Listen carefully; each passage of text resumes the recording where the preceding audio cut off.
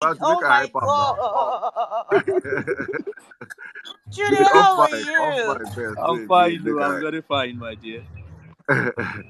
wait, off Oh your my mic first. god. Off Oh, your Oh this my mic. guy god. again. Make I meet you. Make I meet you. I won't meet you as like the police people will meet you. Jude, how far? How far, my brother? Hmm? Waiting this up. Or I'll meet your mic and speak. Guys, Jude's in the building. You guys should show Jude some love, eh? Yeah, I think this is the first time speaking on space since he came out from Nga. How far, my brother? These people won't come. They won't come dull our shine, oh. My bro. Wow. Eh, a lot has happened, my brother. A lot has.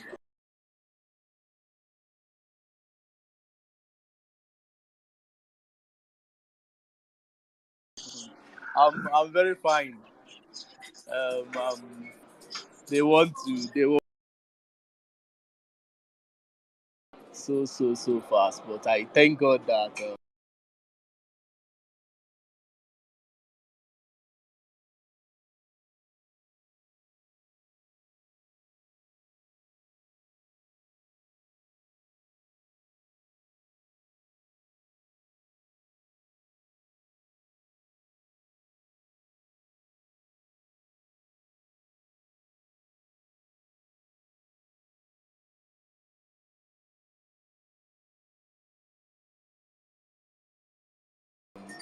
at the end of the day,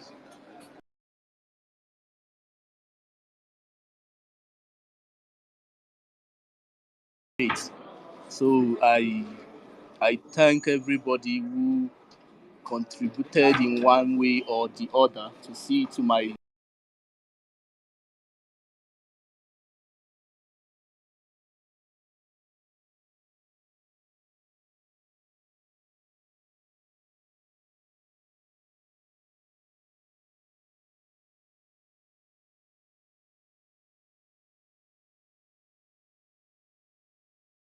the petition against whoever. I saw it, and I must tell you, all very effective because I know how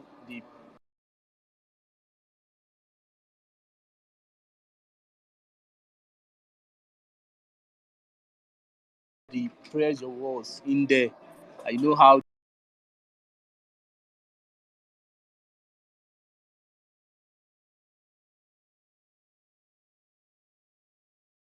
they were running kitty kata kata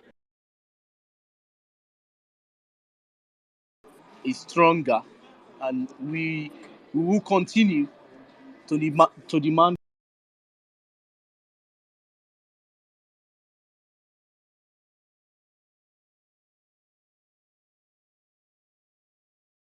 good governance. We will continue to seek justice for each and every one of you. The love was just massive. I I didn't expect that, honestly. I didn't expect it. So I appreciate you all. Thank you so much. Thank you, my brother. Thank you. Omo, when you started this journey and you were dropping all those hints about Peter, nobody. I would say you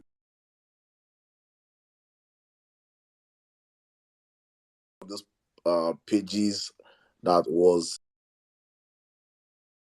a means of verification for so many people. So, my brother, it's good to have you back out.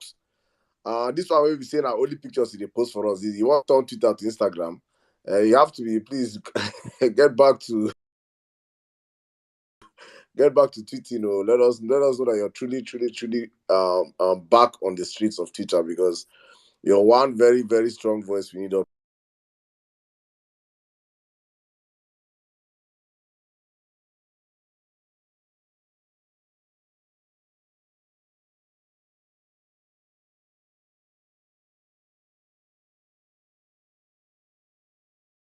take your pictures to Instagram. All the fine girls on the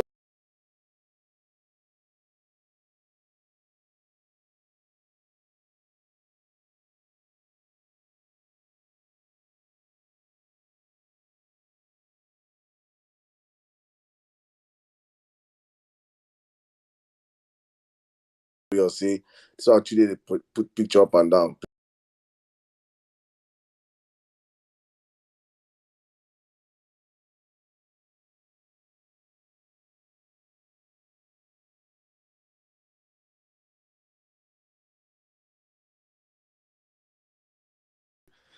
Numero coming. Hi. Sorry, my DP doesn't give me away as much, but I'll be quick.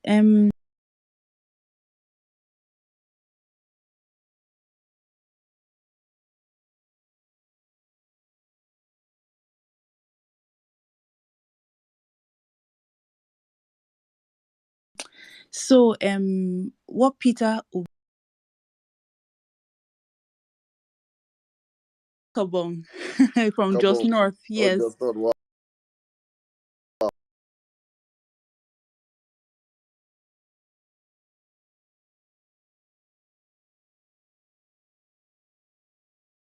I would say Peter Obi has done a lot for me because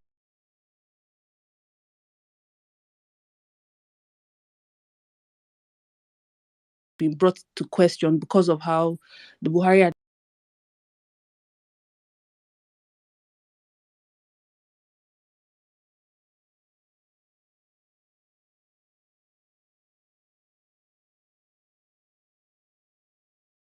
emergence resonates with me heavily because of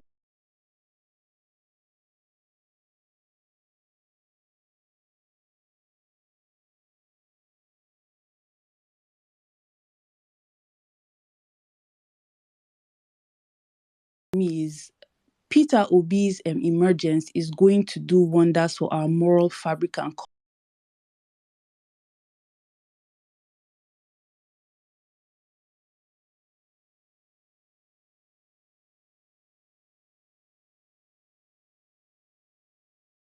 kind, and he's compassionate.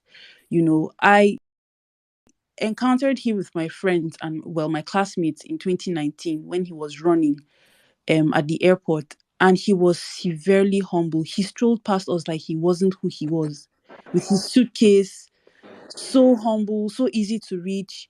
And we bombarded him, 5 girls, and he's like, "Oh my goodness!" And then we took pictures of him and then we asked him questions, and he was so down to earth and he was loving. And it wasn't that was just the first time. And then at some point in that same day, we still met up with him and we still engaged in conversation with him. This man is willing to speak to just anybody as long as you're willing to do the right thing and just listen to him. He's like a fountain that doesn't run dry. I feel this is God's chance giving us, like the last point to sort of redeem ourselves. We can't miss it. We can't miss it for anything in the world. We can't.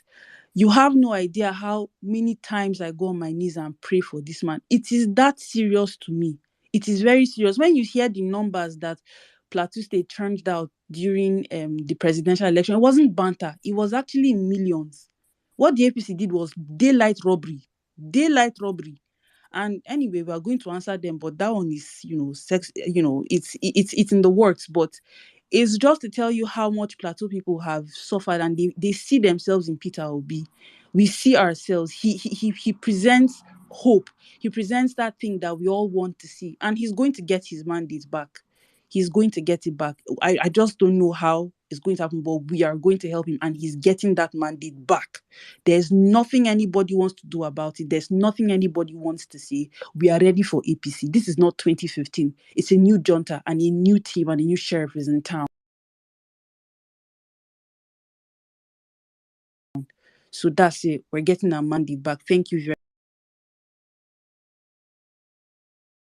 much. Please, if you could keep your Yeah, good evening. submission as short as possible, please. Yeah. I don't hear you clearly. We can hear you loud, Sha. Continue.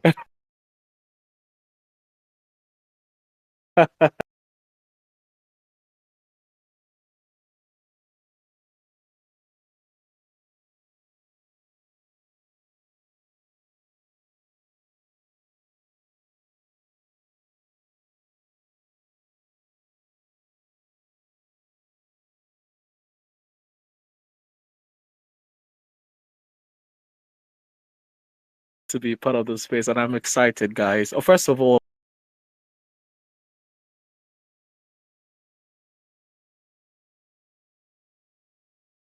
the lady who just spoke, I listen. I have a soft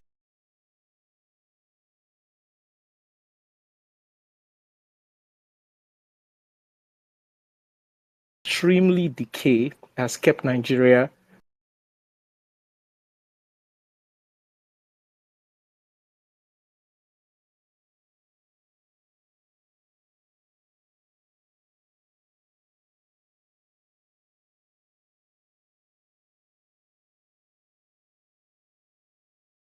literally in a vegetative state for more than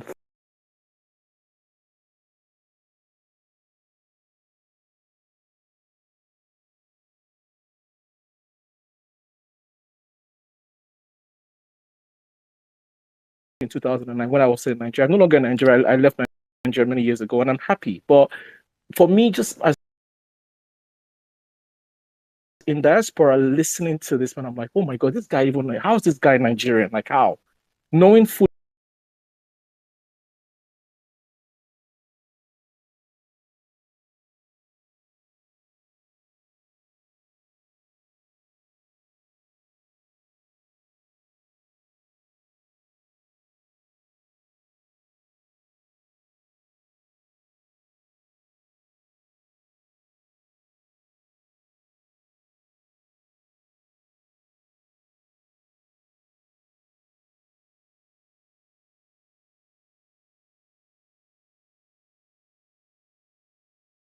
tells you that, like Peter Obi said, there's a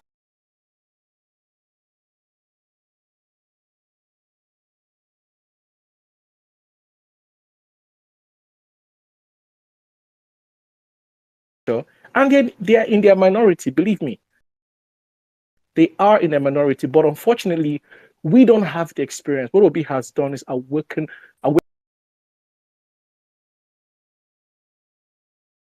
can actually have a way to run for office in Nigeria, because what Obi showed is that we can actually run, make impact in election without paying anybody any money. I don't know anybody who said Labour Party paid them any money, but yet look at the impact. The fact that we have 97 million people registered to vote and about 18 million voted. But if you look at, let's even look at the stupid thing INEC did. Let's imagine that 6 million people actually vote for Peter Obi. For me, I'm like, so you can actually get votes in Nigeria being on the good side of things, the side you will not bribe anybody and get voted for. It just tells you there's hope for Nigeria. That to me, as diaspora, I've logged off Nigeria for years, but this guy just brought back the passion.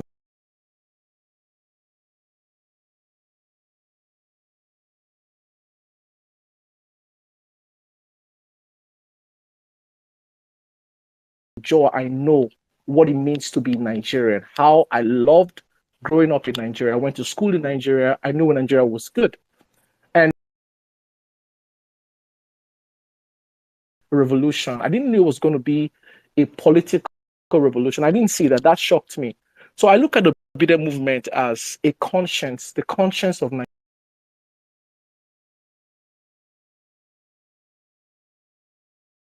Crap down, because you've not even got cross part 2000, you're talking about 2007. Or the Obidient movement is not. It's Labour Party is the first platform. It would transcend. It's a conscience, it's a character of Nigeria, then a new Nigeria we want. So meaning that if someone who's credible comes out in a party and says the right things and has the antecedents to say go and verify, we'll vote for them. To me, there's nothing wrong with that. And that's, I think, when we're talking about making deals and blah blah blah, it's about winning. Obi winning president, and he will get his money. And that's just so you know, guys. Let no one distract you. There's a lot more propaganda will come up. They know that there's a problem. If you look at this, our electorals, over the years, there's been no candidate without a skeleton in their cupboard who can challenge the electoral process. What's happened in the past is article will come out, this person will come out, they will just bring, hey, we know this about you, and then they will go back, because that would just this is the first time someone is saying, take me to the cleaners. This is everything I have. But I'm going to challenge you. I'm going to actually test this, our so-called judiciary, if it actually works. And that's what they're worried about, because it's going to be difficult for judiciary to look at all this evidence and say, you know what, look the other way. If they do that, fine. But now, at least now we know we don't have one. So I'm happy. Obi has influenced me in so many ways. As a man, as a Nigerian, I have a newfound hope, and I'm happy to see that Nigerian youths are actually awake. It's difficult now to just gaslight Nigerians and walk away. It's difficult. In fact, I think there's no turning back on that. So to everyone who voted, unfortunately I couldn't vote. Everyone who voted, who's kept this light on, who's bought into this man that I don't know, most of us don't even know personally. I really, really want to say, you guys, we all are the real heroes for me for this moment. So thank you, and I yield back. Thank you very much, my brother. Thank you so much. We all are heroes in this movement. But the job is just getting started, man, till we claim our mandate. Guys, in all these whole distractions and everything, please, guys, our eyes should be focused on the judiciary. That is one aim. I say all this propaganda, all this noise, all these distractions, all this stuff APC, PDP are throwing is because APC know that there is no how on earth that when that case gets is in the court, when we start hearing the case and everything, that there's no way Tinubu can escape. The least we get is 25 years in prison. That is the least we get. So there is no way to escape. He's closer to prison than he is to Aso Rock. So that is why they are doing everything they can to make sure the case does not get to court. They're trying to do everything they can to destabilize this movement, to make us feel, to take our mind away from the court. Please, I think this Obidient movement is one movement that we have checkmated every institution in this country, and we have checked them and we have seen that they have failed badly and woefully. The only institution remaining right now to pass through the test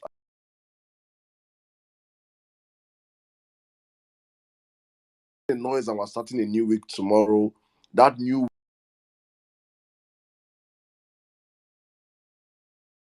fixed on the judiciary. Nothing more, nothing less. We are in court.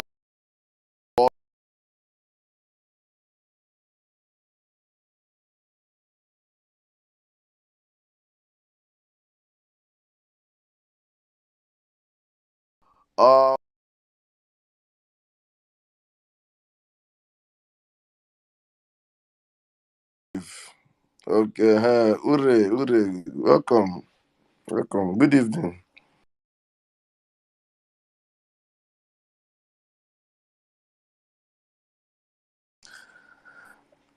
Ure, you can speak now.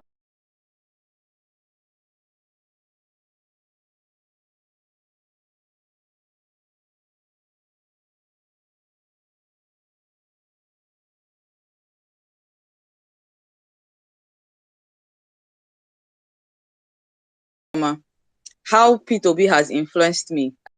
I like the fact that we, changed this. It's Nigeria is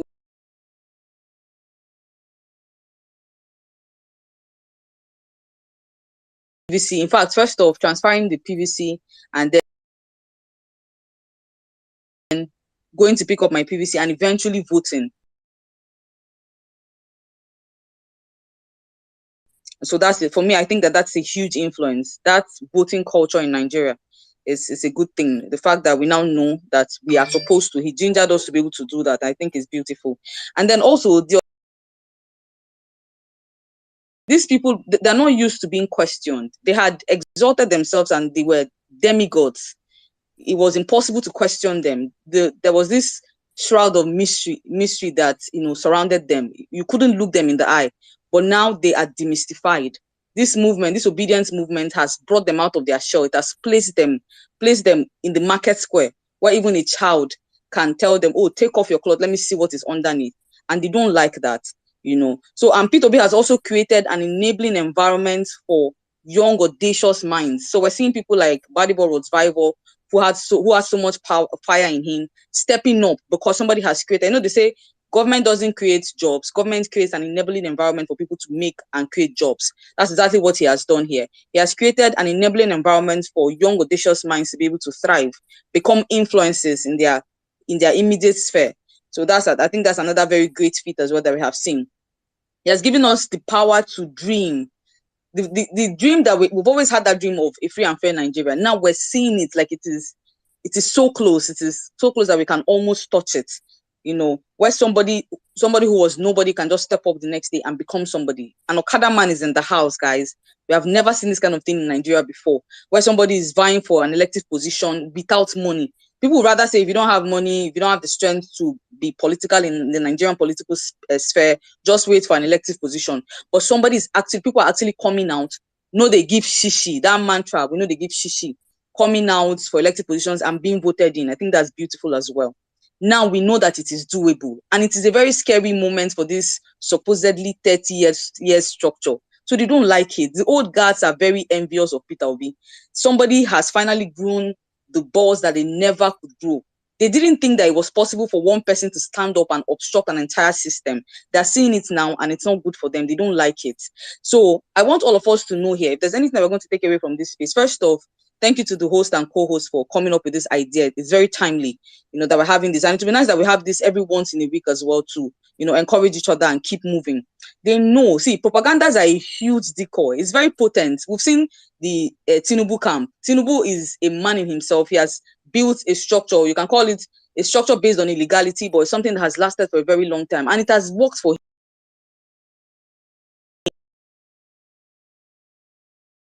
with this propaganda-built life that he has done. So propagandas have over time been very potent. And because Nigerians also have not paid attention to politics, we didn't care, because we didn't see somebody who was defendable on the ballot. So all of us just excused ourselves from, their shenanigans. But this is different now. Somebody is stepping up.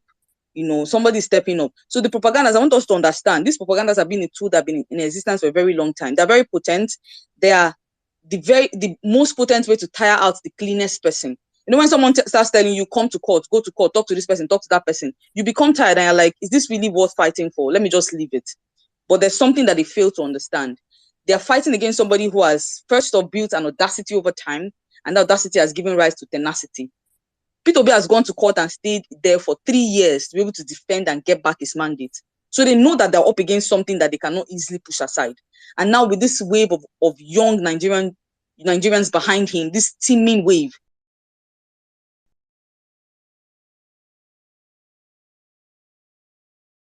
the coming weeks after now, we're going to see hotter propagandas. We will know that it's a lie.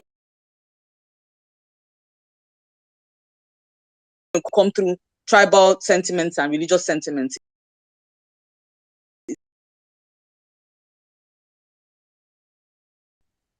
But we have to stand strong. We have to be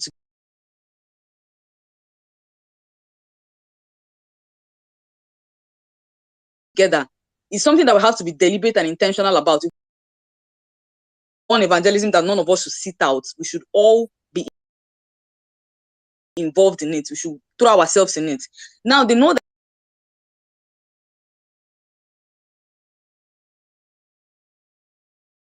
that Peter Obi is in court and he stands a very great chance. Look at the paper, look at the petition. They know.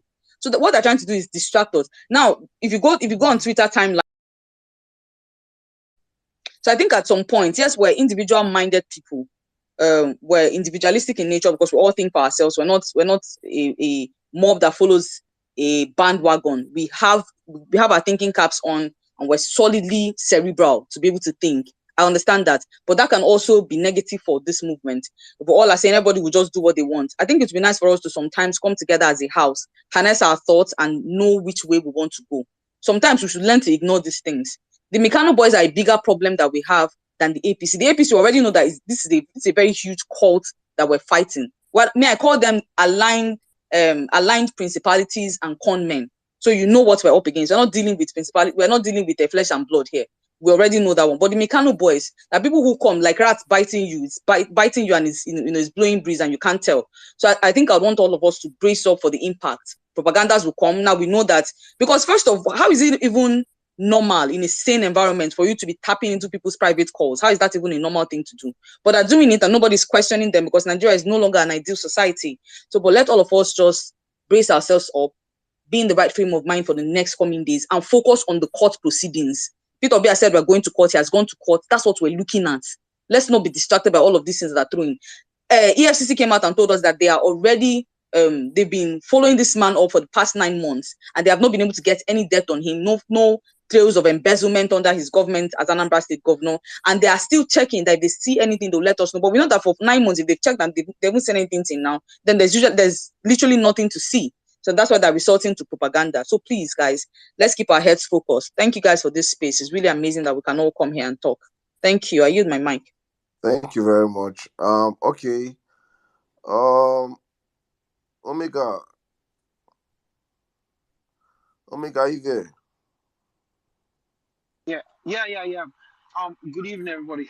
Actually, the last speaker already said what I wanted to say. I just wanted to say like thank you for hosting this space, because trust me, when the whole thing was going on, I was like, when I saw the space starting up, I was like, wow, this is a good one. Like, to keep the movement going. I'm so happy this space is running. Like, big shout out to King, Pels, Saddam. Like, you guys are doing a great job, man. The last speaker already said exactly what I wanted to say. So thank you and keep the work going. Thanks. Thank you very much, my brother. Well done. All right. Yeah. Godspeed for Nigeria alone. Oh, thank you very much, Saddam. Host, I greet you. Miss Pels, I greet you. I greet everybody on this space, especially Dr. Geoffrey Gotterman. Sir, thank you for all you're doing for us. It is my prayer that history will be kind to you. Ash, thank you, Daddy, how PO has influenced my life. Fellow Nigerians and non-Nigerians here present. For starters, PO is a transformer. For the first time in my life, before now, I've always known Nigeria we were kind of divided, but I have never seen us divided like we were before the arrival of PO. And for the first time, I saw Nigerians and still see Nigerians speaking in one voice from north to the south. I saw the Muslim clerics in the north came out boldly to say, for this and this and that reason, we are going to support the Labour Party candidates, His Excellency Peter Obi and Yusuf Dati Baba Ahmed. For the first time, I see Nigerians from within and outside Nigeria putting their resources together to run through a man.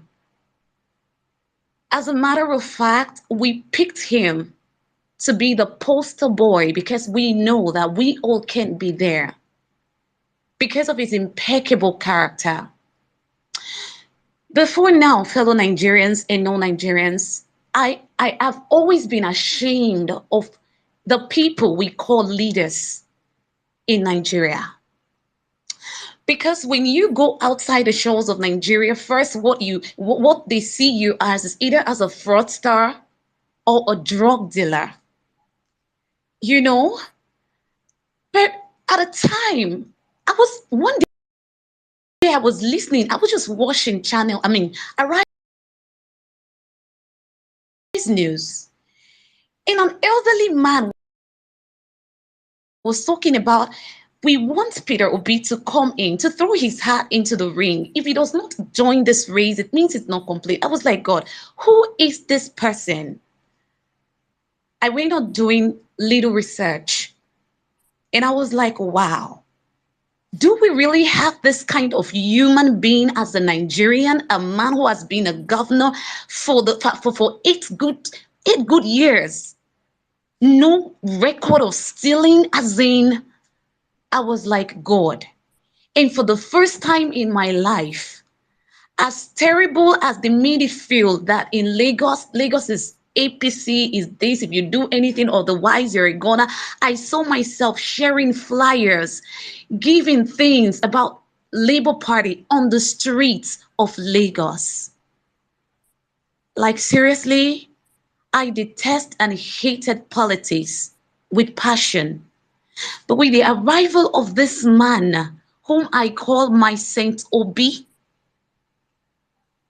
I just registered for a political party for the first time in my entire life because of this man. As I speak with you, I'm not just speaking to you as an obedient, but I'm speaking to you also as an LP registered card carrying member, all because of this man. For the first time in my 30s, I see I put in my hard-earned money into the same politics I detest with passion. I now talk to people to the extent I'm like, don't worry, this person that is coming is a different breed. Like, seriously, I don't even know, as in, I never knew a person like this exists. Just vote for him. And when he comes in, things will be better. And really, by God's grace, a lot of us voted for this man. And then one man who calls himself a professor thinks he can divert our mandate. Ladies and gentlemen, if I want to talk about P.O., we will not leave here today. He has really transformed my life, especially when it comes to political thinking and ideas. I can't thank God enough for giving us this man. Look at all of them that went to Chatham House. If not for this man who went to Chatham House, by now, I don't know what would have been happening to us. Because the APC candidate went there and he was acting like someone, like a little child who was beaten by the rain, who's afraid of being carried away by a stranger. The one that calls himself Professor Yakub Mahmoud went there to lie to the world. The one that calls himself Kwankwaso, that says he's more qualified than the whole world, he went there and he was reading as if he's learning how to read. And then the so-called Alhaji Abubakar could not go there. And this man went there to give dignity, respect to our green passport again. So, like, seriously, I am just so grateful to God for keeping me alive, to see that there is a man like P.O. in Nigeria who can give, we can be bold to say again that I am a Nigerian. Thank you guys for this opportunity. God bless you, P.O. God bless you, P.O. Because, like, seriously, he never wanted to come out on his own. Just recently, I saw a tweet about a guy who told him he was commending Super Eagles or something after a football. The guy was telling him, he said, leave football for odd Jews or Kalu. Go and run for president. If you don't run, I will sue you. People begged him, like, people dragged this man to come out. God bless all of you that did that. If not by now, we would have been having those same old people who are coming to show their skills on how they can fry akara. Colonizing people. Hey, this one, they fry akara for road though. Hey, if he enter, it go better. But this man came with ideas. He came to say, let's talk about the issues. And by God's grace, we see brilliancy. We see ideas to the extent the so-called big wings or whatever politicians, they are hiding because they have nothing upstairs to offer. They just know how to steal, deceive the people. God bless you, P.O. God bless you. God bless you. Thank you. Thank you for hearing. God bless you, sir. God bless you. And thank you all for organizing this space because, like, seriously, we need this so much at this time. Thank you so much. I yield. Love you all. Thank you. Thank you very much, my sister. Thank you. All right, let's keep the conversation rolling. I think a guy will surface right now. Dibia. Dibia Sure. Ortiz, please try to keep your submission as short as possible. We have a whole lot of people that want to speak. Yeah. Please, when you see me wave my hands, know that you have 30 seconds to wrap up your submission. Thank you. You have the space. Go on, sir. Yeah. Yeah. Good evening, everyone. I've been waiting patiently to speak on this space. Yeah. This space, as I was laughing when I saw this space on my timeline now, because I was like, is it that the space is coming too late or is it too early? Because when I saw what was happening on the timeline and about the whole nonsense audio that was circulating. I just said, like, this is just normal. Just like what P2B said, that you don't expect to easily grab power from these monsters and this structure of criminality that has been eating our commonwealth for years. More of it is still gonna come. You just have to grow thick skin for it. So about the space, thank you that they have PO has influenced my life. Basically, I've not met him personally. I've not had personal encounters with him, but for the fact that he is running and everything I've read and understood about the personality P2B, he has taught me the importance of having a clean record and all through your life.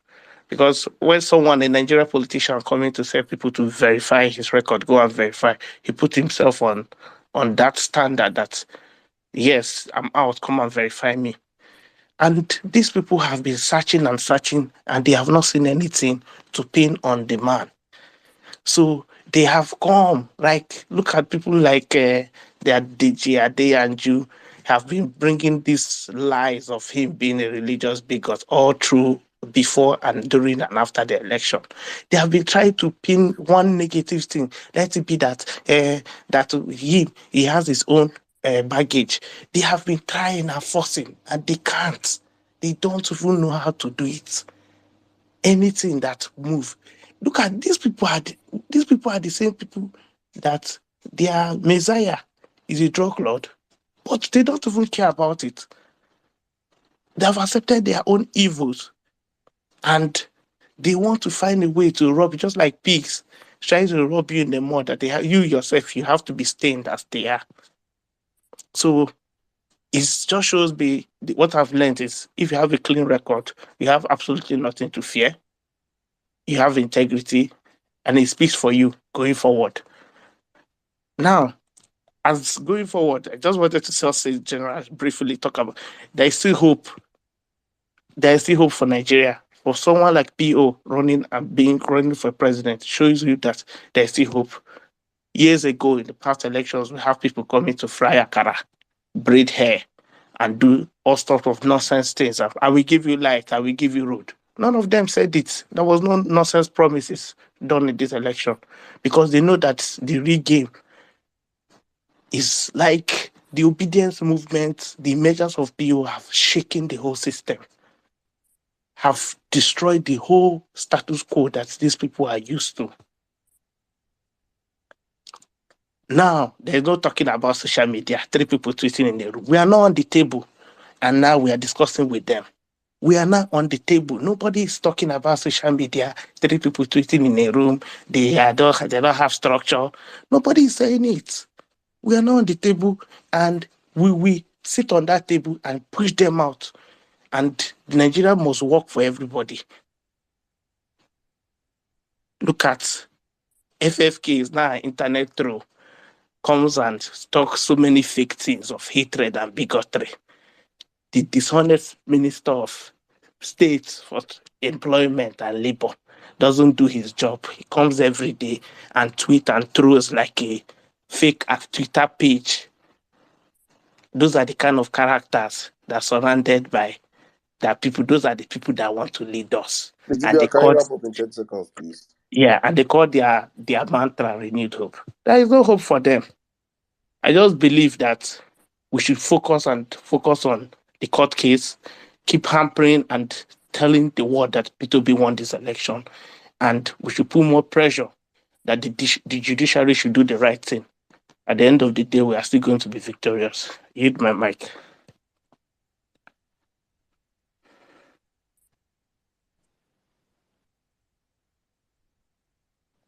Nina, are you there? Hello, good evening, everybody. Saddam, Pearl, Kay, thank you so much for this. We can go on and talk about how PO has impacted us and impacted us. And if I start, I'm not going to stop. First, I grew up in Enugu. I have cousins from Anambra. My sister used to work with Microsoft, my elder sister, when Peter Obi was governor. So his impact is tremendous. And I'm glad about that. But I just want to quickly say something. A few people have come on to talk about how we shouldn't dignify and acknowledge the propagandas. We need to be very cautious about that. Imagine we did not acknowledge today's propaganda. Imagine we didn't make lemonade out of the lemon. What would happen tomorrow? Tomorrow is Monday. They're going to go wild with it.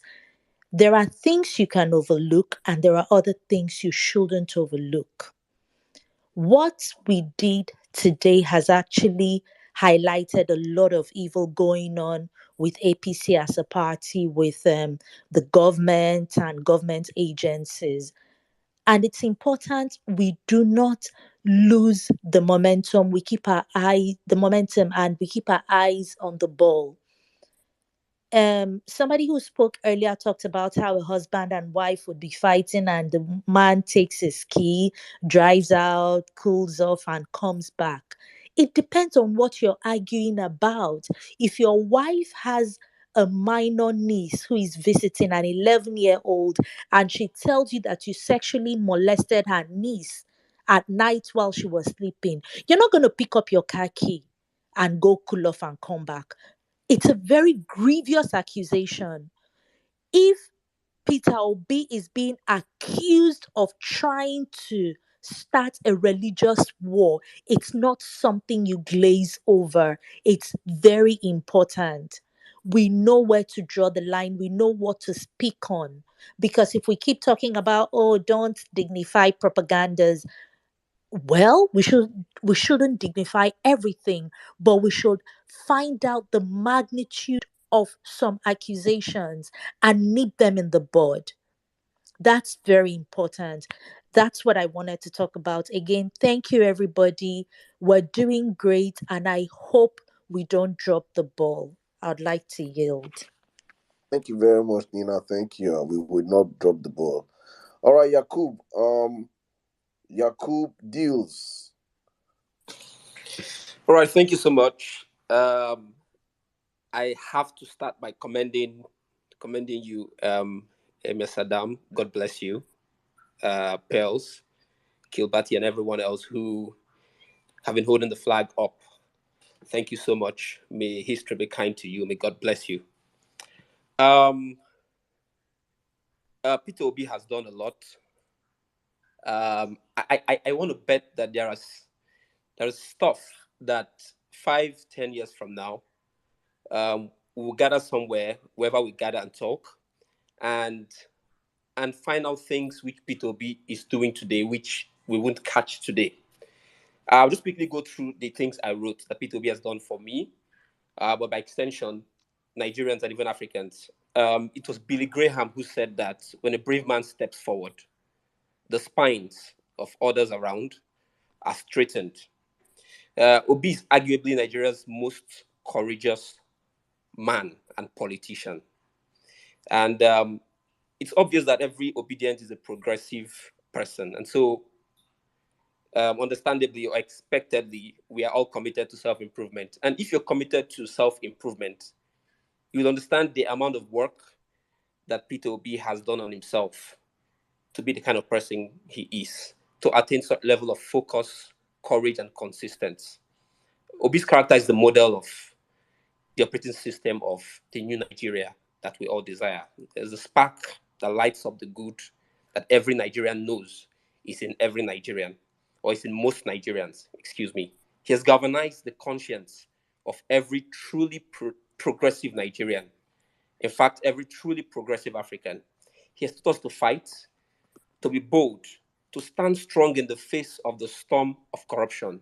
He has taught us that excellence is not in the skin of a person, but in the person, and has nothing to do with race or tribe. He has shown us that a country, indeed a continent, may be rebuilt on the back of one bold, good man and his followers. He has opened the box of magic, that mysterious box that these dark horsemen have hypnotized us with for decades. He has invited us to peer inside the box and see that the power we hold is greater than the power in the box. Obi has shown us that Nigeria is truly great, and that if we dare to be disciplined, courageous, honest, content, selfless, and intentional, we can write our name in history. Every time that a good man rises up, evil rises up too. And the extent to which evil rises is the extent to which they perceive the goodness in the good man. The evil and bile and the concentration of the diabolical soup that the PDAPC has cooked shows the height of the threat that they perceive in Obi. May God bless Obi, and may we not give up. May we win. May we stay focused. Obi is giving everything he has. Let us give all too. Thank you very much. I yield the mic. Thank you very much, my brother Yakub. Thank you very much.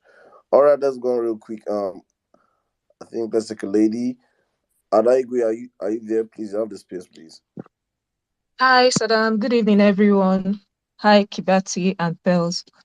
Okay, so for me, I would like to say that one big thing Obi did that influenced not just me, but the part of Anambra State I come from, is that he's the reason we have an airport in my village today. And that's one thing I really want to thank God for, because he could have built an airport elsewhere, but he chose to build he could have attracted funds for airport to be built in any other place, but he made it possible for it to be in my village. So, and I want to say that was a very good one. There are lots of things he did when he was the governor. He didn't just go to attract things, better things in his own area or maybe in his local government area. He made sure that everything he did in different parts of Anambra State is what the people in that areas needed. Then, secondly, for me, I would like to say that, okay, I've met him on 2 occasions, once in a wedding and the second time was in the plane. When you get close to him, you find out that he's one elite that has no trace of elitism in him.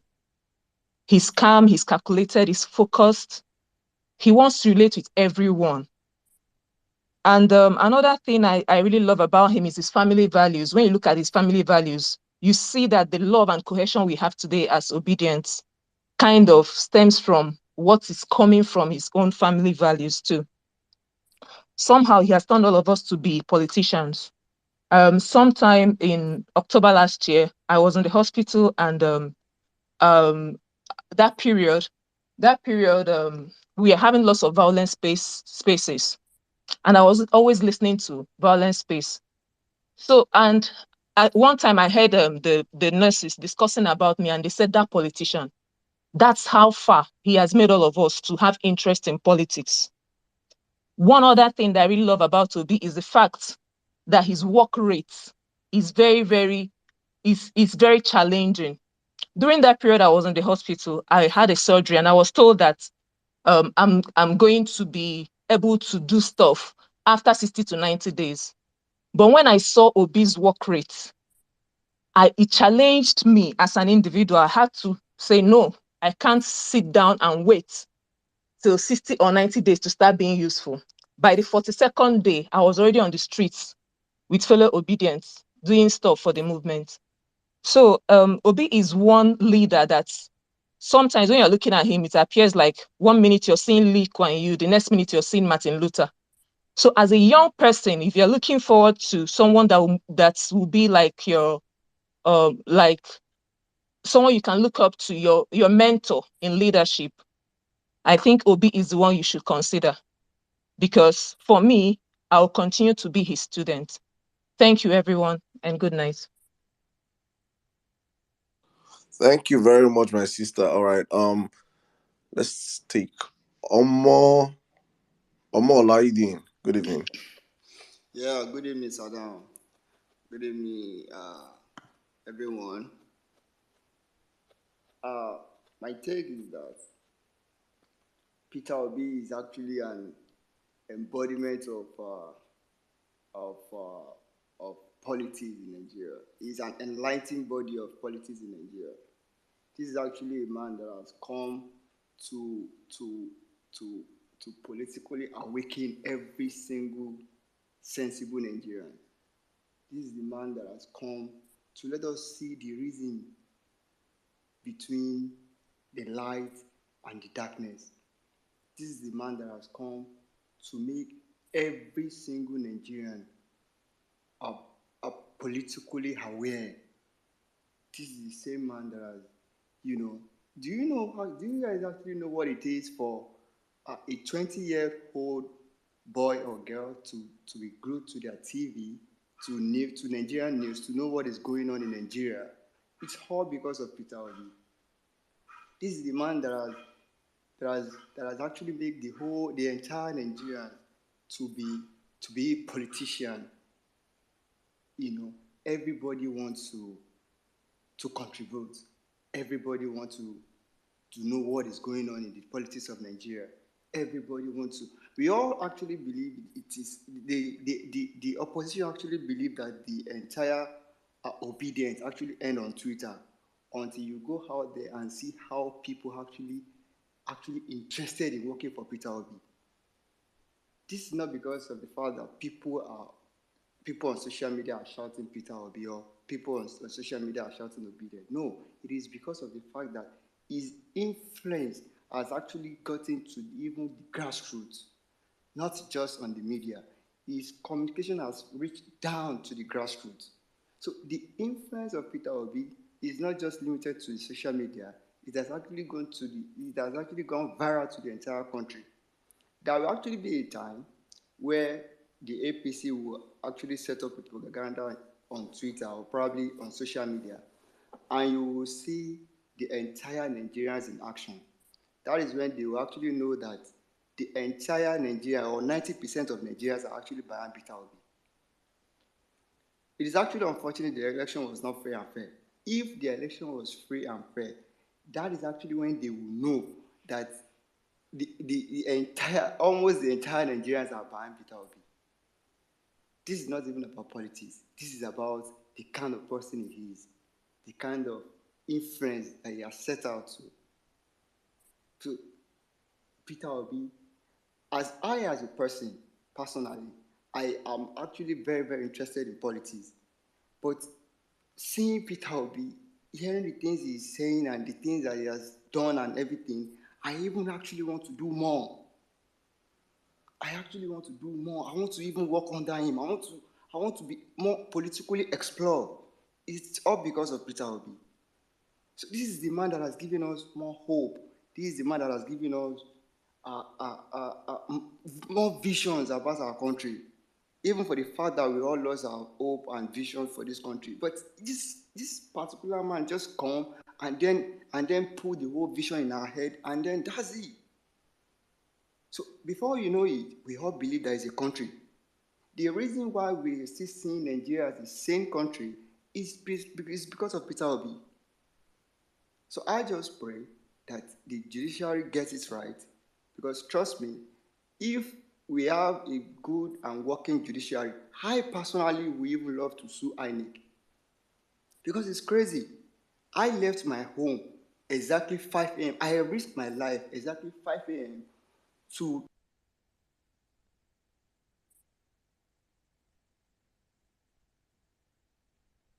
call me. I even had to travel from 5 a.m. down to my polling unit. And then all of a sudden, the result was nothing to write home about. That's literally, so if the judiciary is working in Nigeria, I personally would love to sue INEC. So I just hope we get it right. I just hope the judiciary gets it right. And to be honest with you, Peter Obi cannot even give up. Because if we are not going to give up, Peter Obi definitely cannot give up, because he is actually our pillar and we are solidly behind him. Thank you for giving me this opportunity. I use my mic. Wow, Amola, that really touched me. That was such a brilliant submission. And oh my God, I am so happy we're doing this space. I mean, so many things that have been said tonight that have been playing in my head for a long time. And thanks to this Agbado friends, our qualified friends, we could finally have this conversation. I mean, what started as a dig at us, what started as propaganda, as evolved into this very beautiful conversation that was that was a long time coming and way overdue. Um, thank you guys. All right, let's continue. I think we'll continue the space for one more hour and end it at 1 a.m. Nigerian time. All right, we'll end it at 1 a.m. Nigerian time so I can go get some sleep if you guys don't mind. So, but we'll try to take as many speakers as possible because I really want to hear all your stories. Uh, let's move on to the next speaker. Okay, let's have a lady.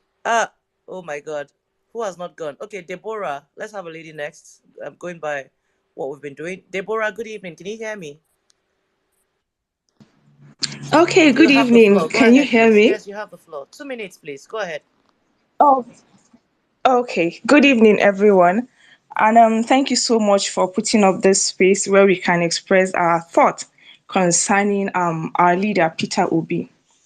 Firstly, I would want to talk about, most importantly, is that I've learned with him to keep a clean slate because it amazes me and I'm in awe of him whenever I look at his picture. And I see a man who have categorically stated that there is no corruption allegation against me. And no one in the whole of Nigeria is able to come up with one. I think that is highly commendable. There are times I look at him and I'm thinking, who raised you? How did you come about the principles that guide you? How did you come about integrity, honesty, transparency? And you're so committed to what you do. I mean, those are rare virtues in Nigeria, especially within the political space. And I think most importantly, what he has done for me is that he has not just inspired me, but he has become a prototype when it comes to what the ideal Nigerian should look like. So I was supposed to work on a project, but I couldn't wrap my head around it. But looking at the man Peter Obi, I'm beginning to realize that we don't need just one Peter Obi in Nigeria. We need 220 million Peter Obis in Nigeria. And like I said, most importantly, it became a drive for me, especially if you're from the north where I'm from. Okay, so I'm from Gombe State. I stayed partially in Jos Plateau State, presently in Jigawa. You will realize that religion, illiteracy, and poverty have been weaponized against the northern youth, especially. Yes, the northern youth. I think I'll be right to say the northern youth, especially. So I'm beginning to think. So how do we replicate a Peter Obi in the north, not just in the north, Nigeria, and I think Africa at large? Because sincerely speaking, in as much as the presidency is important, but the ministers too, the senators, the heads of parastatals are also very key to a new Nigeria. So it brings about that dream to, okay, how do we bring leadership to the grassroots, not just leadership at Harvard level or people who can afford to pay for an MBA, but bring leadership to secondary school classes, to primary school, so that in the next 10, 20 years, we're not struggling to pull out a one Peter Obi in the whole of Nigeria, but we're thinking about raising 220 million Peter Obis in Nigeria. And I think that is the most important thing and influence he have had in my life. So I'm beginning to notice that it's just the beginning of the journey, actually, not necessarily the end. His declaration is the beginning of the journey because from there we start to think of, okay, how do we teach people honesty? How do we teach them transparency? Because I mean, the strength of his character and the quality of his thinking, in my opinion, is second to none amongst the people you see in the forefront of politics in Nigeria. So basically, that's how he has inspired me to be a better person and to build Nigeria and Africa at large. Thank you so much. Thank you. Thank you so much, Deborah, and thanks for keeping it brief. God bless you. All right, let's quickly go to the next speaker. Please, guys, let's keep it moving. All right, sharp, sharp, sharp, sharp, so we can take as many people as possible before the space ends. Sajay, I'll come to you next. Good evening, Sajay. Good evening. Are you with us? Okay, if Sajay is not ready, let's go to Emmanuel. All right, hi Good everyone. evening. Good evening. Yeah, thanks Kibati. Thanks for hosting Saddam. Um, how PO has influenced my life. Hmm. The truth is, I think I would want to go through the very basics of things. First of all, the fact that we're having a space asking this particular question of how PO has influenced our lives already tells you the testing. It gives you a testimony to what he has done within the political space, right? In my life, I don't think I've ever seen a politician that has made me stay on Twitter for 12 hours on a space. And it's not like, okay, I did it once and then I stopped, but I did it for nearly 8 months. Different spaces of different obedient spaces that you could go 8 hours, 9 hours, and you don't feel tired about it. You instead you feel energized from it, right? If if I ask some of you now, for example, for those of us that are in Nigeria, check the amount you spent on data in the last 9 months. Most, for example, if you're someone like me who maybe works tech and also, so that means you have to always be online and then you're doing spaces. The minimum I think I've been spending almost every month has been around 15 to 20K just on data. And it has never felt like a burden because the person who I am doing it for, the person who I'm looking at, has shown me that he is worth it. I don't think there's any of us that would be awake by past 12 if it was Bala Blue that we're doing here. Like, I don't think there's any. I'm not even sure the Abados can have a space of. He has brought out a template. Peter Obi represents the possibilities for every youth, for every aspiration that you have as a youth. You can look at Peter Obi and you can see a target line and a path line for yourself. I was discussing with a friend yesterday night where I slept over, and we agreed on something. He said that when he looked at Peter Obi's profile, he said Peter Obi's profile is already a picture and a pattern for him. Almost everything that Peter Obi has done is the pattern he wants to even follow to get to where he's going to. This man has created a pattern for people to follow. He has created a system that you can look at and adopt to your life. It's it's beyond just it goes beyond just the mere words. It goes into the life, the lifestyle of this person. How has Pure affected our lives? Come on, he has changed it for the better. The truth is, from now till thy kingdom come, and as long as Nigeria remains, the politics in Nigeria will never be the same again. And definitely, let me just put this to encourage someone. Tinubu will never be sworn in as the president of this country. Nigeria is moving forward, Nigeria is growing, and there is nothing, no matter who they are, that will stop it from happening. Take this to the bank, sleep with it, rest with it, write it somewhere, paste it on your wall. Tinubu will never be the president of Nigeria. Thank you all so much. I mean, there's a lot to say about Peter Obi, but if we start, we won't end. Thank you all and have a lovely night. Thank you so much, Emmanuel. Thank you, thank you, thank you. All right, quickly, let's move on quickly to I am Kibaba. I am underscore Kibaba. Good evening. Are you there? Thoracic nurse, are you there? Yeah. Hello. Okay, good evening. Can you speak up, please? I can't hear you. Oh, yeah, can you hear me now? No, I don't know if it's your phone or the network. You're not really audible. Are you using a device? Yeah, can you hear me now? Okay, we'll try. Please keep it Is very it brief. okay now? Yeah, go ahead. All right. Can you hear me clearly? All right. Yes, yeah, please Good keep evening, it everyone. brief, please. Let's Good go. morning. Sorry. Yeah. Yeah. Sure. Definitely. Yeah. I'm happy for this, forum going on this evening. Based on what have been happening since yesterday about audio and everything, and like to be frank with you, P2B have really changed a lot of young people's life in Nigeria, and he has really been an inspiration to a lot of people. Some of us that gave up on Nigeria as young people, like the hope is renewed, and I'm really very happy the way everybody's pushing for what is good. I just wish that what happened in Kenya, will happen in Nigeria, and I'm very, very sure of that. P2B have personally, made us, personally me, like get involved with politics, talk about politics, be interested in people and, their lifestyle. You can imagine a man that, what P2B said that in UK, that he have almost 100% credit score. A lot of people don't understand what that thing is. People don't know what that thing really means. It's very, very, very rare. And he's saying it for people to go and verify. That has shown you that a man have lived a very clean life, even if it's not 100%. But this man have really, showed up that he got something up, said very smart man. So the truth remains that there's a lot of things we can say.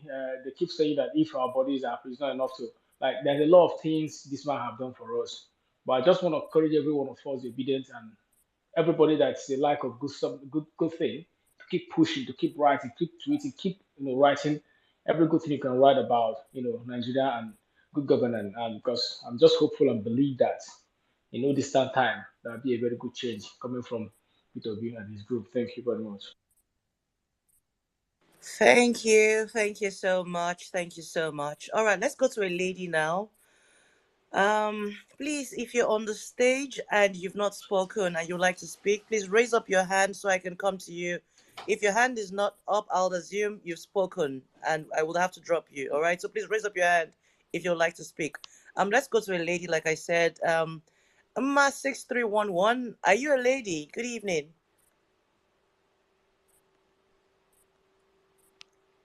Are you there? Ma 6311, are you there? Okay, if you're not ready, Nina, good evening. Nina Cool 22. I don't know if you've spoken. Your hand is not up. Good evening. Hi, good evening. Yes, I already Oh, spoke. okay, okay. All right, all right. Yeah, Sorry, thank sorry. I you. wasn't paying attention. Apologies for that. Let's go to the Not next a speaker. problem. Nedu, good evening.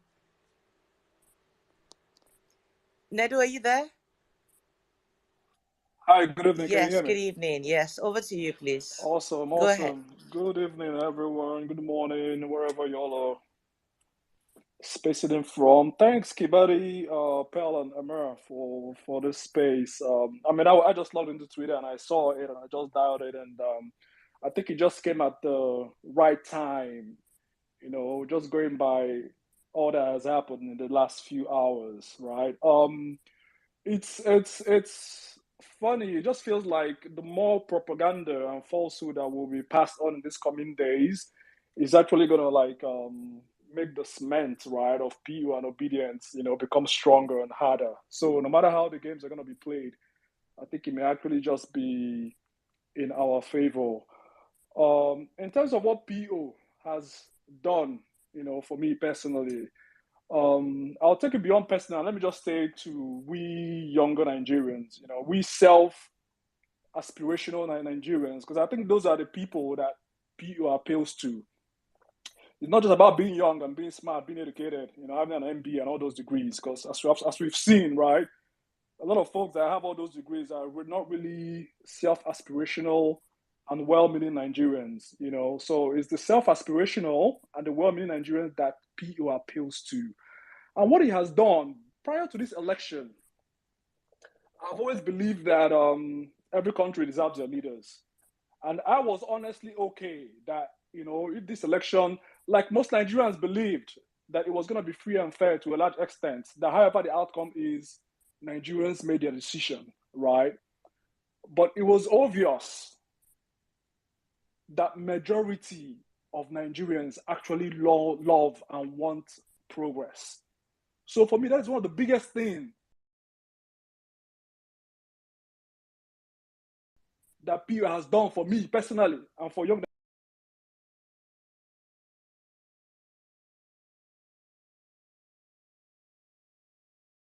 Nigerians. Because before this election, I wasn't quite sure where we as a country were, right? But he thing. All Nigerians with all their different skills and unique resources, look at what happened today, right? This last few hours. An audio tape was put out there, and Nigerians spend their time and resources. They don't work for Labour Party. They don't know Peter Obi from anywhere. To analyze and dig deep.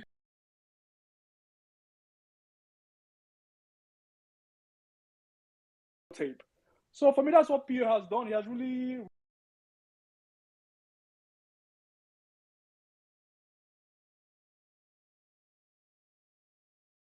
spirit, and we will be successful because the potential from that day going forward. So I'll yield the mic, but I'll say everyone keep on pushing hard, put in your time. This little time you come on Twitter, you make tweets, you make stuff trends. It does have an effect. People are noticing all across the world. They are feeling that pressure. And I'll suggest, I don't know what the timeline is before we get like the next court date or the response from the APC and whatever. If we can get a sort of countdown, right, that is verified, that we can start trending that countdown, so that they start feeling that heat. That on top of all this propaganda, we are waiting for you in court. Come and prove who you are and how you won this election. Because it's obvious, that, the APC, they literally just grabbed, it just pure daylight robbery, So thank you once again. I'll yield the mic for now. Thank you, Nedu. Yes, and that's a brilliant suggestion because all our eyes are now on the courts. Yes, we need to start a court countdown once we have the dates. I don't think we have the dates have been announced yet for the court proceedings. I promise you that we're on top of the matter. Once the dates are announced, Obedients are going to be all over it. All right, let's move on to the next speaker real quickly. Let's go to a lady now. Let's see. Who are the ladies here? Jinika. I assume you are a lady. Jinika Chukwu. Good evening. Yeah, good You're evening. welcome. Oh, good morning. So, yeah, good morning, fellow Obidient. So, how P2B has influenced my life. Anyway, I wouldn't say, I don't actually want to use the narrative because I'm Igbo. I think if P2B was with this lifestyle and he comes from the Yoruba tribe, he comes from the northern part, he comes from a minority group, I will still want to align with him over and over again because the facts are there. It's not something you start guessing. It's not a lifestyle that's not transparent. It's not a lifestyle that can't mirror what it reflects. Like it reflects everything good. So you don't really need a push. I don't think all this energy, the obedience are putting into what we are doing. I don't think if he brings the whole money in the world as they do in the Agbado camp, I don't think he can get anything from us. But because of because of the transparency, because of everything, we put in our energy to see a Nigeria that works. So P2B have influenced my life in the sense that no matter how bad or how corrupt the system is, like he has come out to disprove to bring the fact that there are still good people, there are still sane people, there are still people who actually want this country to work. And I believe with what we are doing right now, we will get it right. Nigeria will be great again. We will get a functioning system. The movement is already there, and like somebody just said right now, the political system is already heated up that it can't die anytime soon. The awareness can't die anytime soon. So that's what the P2B effect did, It made everybody politically aware. So I'm so glad at a time like this, P2B came into existence. Thank you. Let me yield my mic. Thank you so much, Janika. Thank you very much. All right, let's go to the Jack underscore NGO2. Yeah, can you hear Yes, me? we can. Good evening. You have the floor. Good evening, everyone. I want to say a very big thank you to everybody who has put this together because when all of this started this morning, it was very troubling to say the least. But time and time again, the Obidient family have shown how astute and in depth they are in all that they do. So I'm really appreciative for this space as well. Um, how P2B has influenced my life personally. I spent the last 6 weeks in Nigeria and I'm back to the UK right now. I specifically went back to Nigeria because of this presidential election and stayed back for the next election as well. And I just came back a few days ago. And I want to say he awoken my political consciousness and made me take action. I I I I mean, I saw everything play out throughout the both elections live, and everything that P2B stands for um, has been multiplied in everybody across board in Nigeria. Some of them don't know it at the moment. Some of them may, in the next few days, weeks, before May 29 realize they are not the same persons anymore. I've been on this space for about hours now, and I remember the PDP guy that came up and said he was now politically born again and all of that. A lot of people will be in that shoe. And I really want to, say a very big thank you, thank you, thank you to our daddy. Right now as I speak to you, I'm drawing up a bill that will be presented to the House, the National Assembly, in the next Parliament, and it is to question why the Nigerian Electoral Act does not say if an election is disrupted by violence, why would that election not be redone? It's an aberration. It's a gap that has been left there by these political players at this moment to create a loophole for them to have a leeway, disrupt elections. And I mean, you see what happened in the 18th of March elections in Lagos specifically. And I begin to wonder, why are we like this? So the tsunami that is coming with what P2B has ignited, I mean, we are yet to actually see the whole of it. We will answer these questions in the next assembly. We will write them, we will present them, and they will, capital letter, they will pass these new laws. And that is part of what P2B represents. And I want to say a very big thank you, a very big thank you again and again. I can't say thank you enough. Thank you enough. Yeah, I can't say thank you enough. I also feel, on the one hand, that the tribunal, I've heard from many legal minds that say that the tribunal, assumes in cases of petitions like this that INEC has done the right thing, before they start hearing and start putting the burden of proof on the petitioner, even though the petitioner is going to take, you know, the things he needs to prove its case from the defendant. These things need to change. Peter Obi has ignited this fire and it will not die. It shall not die. The Electoral Offences Commission, these are questions that will go to the next house, the next National Assembly. The Electoral Offences Commission, Femi Gbajabiamila sat on it until after this election is now coming to blab on air. These are questions that we pose to these people, and it is it's part of the fire P2B has ignited. I thank you, and I yield my mic. Thank you so much. Thank you so much, Jack. I don't know if that's your name. That was lovely. Okay, let me go to the next speaker. Drug Lord, not my president, and Sir Jay. I called on you guys earlier. Can any of you hear me? Sajay, drug lord, not my president. Can any of you hear me? Okay, I may have to drop you guys since you're not speaking. But in the meantime, let me go to Outlier. Outlier, good evening. Can you hear me?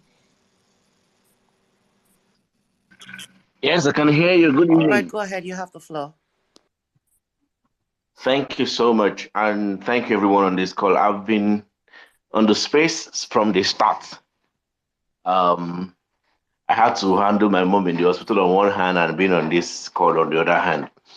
And it's one of the things I like to be thankful for is how much we've been able to hold on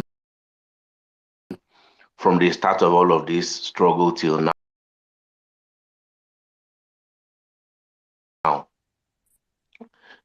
This is not just an election. This is not about just one mandate. This is the fight for the soul of Nigeria. And the dark forces for becoming the face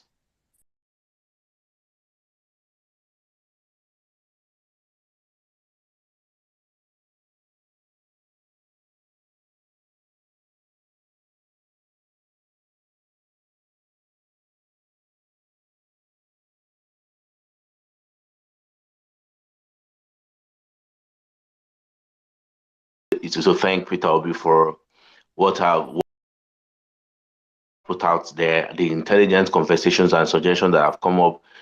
This is brilliant. It's something that the other guys don't have. And this is what irritates about the Obedience because they cannot beat us with the foolishness that they bring to the social space. They can't beat us with it. Throughout yesterday, I said I was on lot of the things that we had to use to counter the rubbish they brought to this space. How has Peter Obi influenced me? I've learned the patience. No, I have not seen any politician. I don't want to talk about the integrity. We've talked so much about Peter Obi's integrity, and nobody can fault him at that. The patience with which the man does his things. I have never seen that level of patience from any Nigerian politician before. Look at the man that they stole his mandate. He's been quiet, he's been calm, not fighting anybody. The people who stole the mandate are running from pillar to post. And then he woke up one morning while they were expecting him to go to court to ask them prayer number one, Beavers, prayers number two, IREF. And he hit them where they did not even expect. He startled them. He confused them. They are confused like till now. Where in the world do people conduct elections? How many elections have not ended till today? Till now that I'm talking to you, they are still uploading election the results on IREF. Election 25th of February. But in April we are into it. They are still uploading results. The man has been patient. If I have not learned anything from that guy, the patience with which he follows these guys up, he has studied the system, he understands how they think, and he's patiently following them, careful enough not to fall into their traps. So this is something that every Nigerian youth should emulate. Trust me, Peter Obi is not just an icon, he's an institution. Peter Obi needs to be studied. His integrity level, his passion for the things, for the people that he believes in this country, his patience, the level with which he organizes himself, his thoughts and his actions and puts his team together needs to be studied as a course on its own. Like somebody asked, who raised this guy? Who raised Peter Obi? The only way we can say thank you is to stick with him through this entire process, retrieve the mandates, stay back and hold him accountable on all the promises that he made, and help build the kind of country we would like to hand over to our children. This is the only country we can call our own. Anybody can go and adopt a country. They will still call it a German and Nigerian. They will refer to your country of origin before the adopted country. So thank you so much, everyone. And lastly, I know a lot of deaths has been thrown around by the Agbado people trying to pitch the Igbo against the Yorubas. For our Yoruba brothers and sisters who are on this call, who have stayed through, who have refused to allow themselves to be dragged into the emotional blackmail, you guys are the real MVPs. Thank you. Thank you for not allowing yourself to be blackmailed into the ethnic rubbish that they have been trying to throw around. For the Igbos too, their brothers who have kept calm. They thought we will go to fight in Lagos and give them the chance to burn down the place and blame it on us, and we failed them. Thank you. Thank you so much, everyone. This is where I yield. Thank you, Outlier. That was lovely. Thank you so, so, so much. Yes, let me go to another speaker. Ife Salako, good evening. Ife Salako, good evening. Are you Hi, there? good evening. You have the floor. Go ahead, please. Um, Thank you very much. So it's a great thing that we're here and we're talking about Peter Obi. Um, I I contested in the last election for Federal House of Rep, and uh, at the time there was a lot that was happening, but until Peter Obi got into the scene, I thought that I thought I was the only saint that was going into politics. You know, Um, and so we got to know Peter Obi, and I realized that amongst his peers, Peter Obi happens to be the only person who was part of the early politicians that took over the mantle of democracy at the beginning of the Fourth Republic, and happens to be the only governor um, that we can say that he did not steal the state's money. And it's been proven over time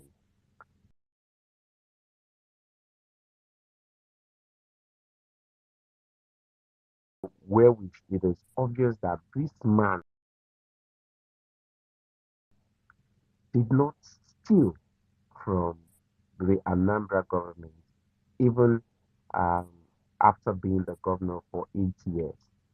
And this alone is the reason why he got over 6 million votes, even if that 6 million is way lower than what he got at that election. But I mean, they couldn't even cut it less than that. For a one man to run a party, to run under a platform of a party in 8 months and be able to get 6 million votes. I mean, I was telling someone recently that in Nigeria elections, as I've known it all my life, it would be the ruling party and the closest next party.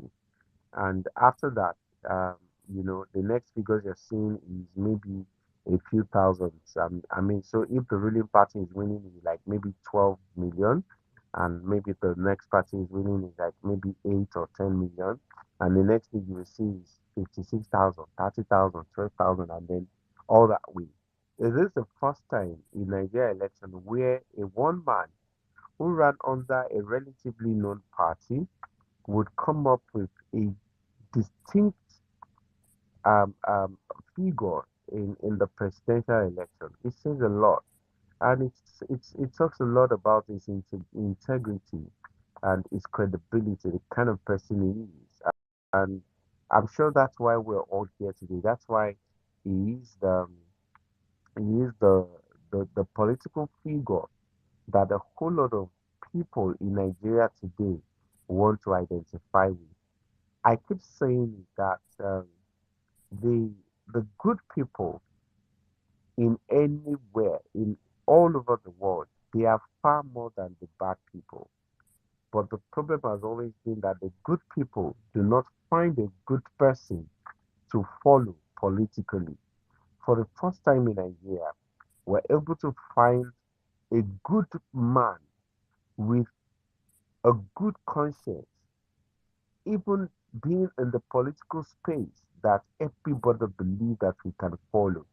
And that is why we are all behind Peter Obi today, and we're all doing everything we can to support him. So you see, the influence of Peter Obi on me as an individual is beyond me.